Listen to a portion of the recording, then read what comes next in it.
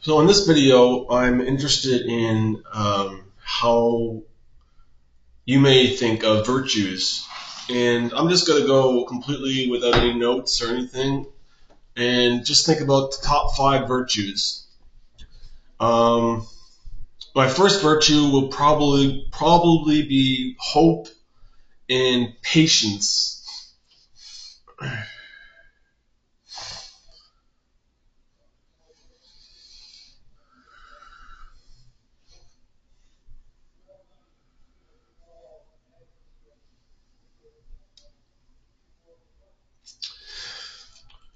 Hope in the sense that there is some grace behind it, some bounded thought behind what you're doing. And hope as in that you can wait upon the day and expect tomorrow to be different, but that it will bring great adventure as well as today. That it's different, that each day is different. There's hope in that. But patience is, it's commonly defined as a virtue. Patience is a virtue. That's a very common saying. But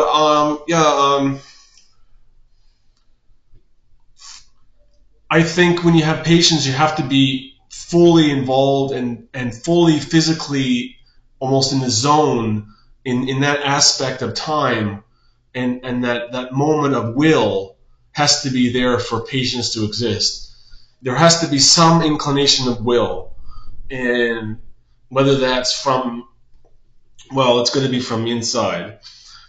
But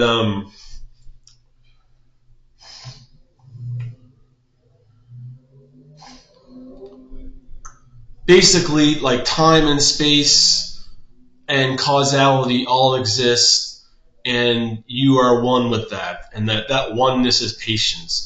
And it's not necessarily a good feeling or a very easy feeling to keep hold of or keep track of, because it may like if you're not very patient, then it may kind of move around, and all these things kind of may move around but you slowly get better at managing all these variables when you're patient.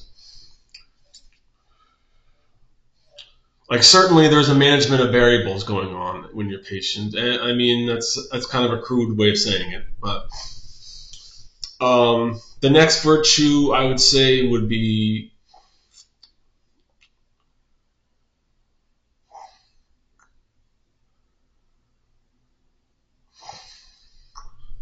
I think it would be loyalty. Loyalty to a primary cause, to a deep rooted, not so much a deep rooted, but something that you really think is deep rooted, and something that you really believe in, but not so much in the belief of like passion, but belief in intellectual belief. So you have that division there. You have that contradiction there. You have that guidance that you're using your intellect to find a belief, and this causes some kind of hope to arise. And yeah, it's just going to cheat for a second here. Um,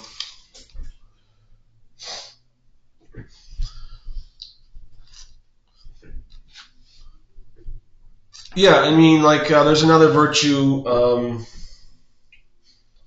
Gone through hope. We haven't touched on love, and well, I mean, like yeah, love is a virtue. Love has it's very deep, and it's a lot like loyalty. Like it comes about from a belief, and it comes about either intellectually or from a passionate point of view, and probably better off if it comes intellectually. And I mean, these are just starting points to virtue, so they're kind of they are basically just beginning points to virtues.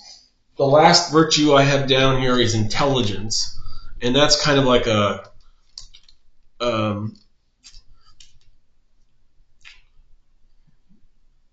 I mean, it's a it's sort of a difficult manufacture of a belief because like where do we come with intelligence in every situation? Where how can you measure intelligence in every situation? It's kind of hard to measure, and it's nice to measure these. And, anyway. But let's go back to love. Love is a virtue. Um,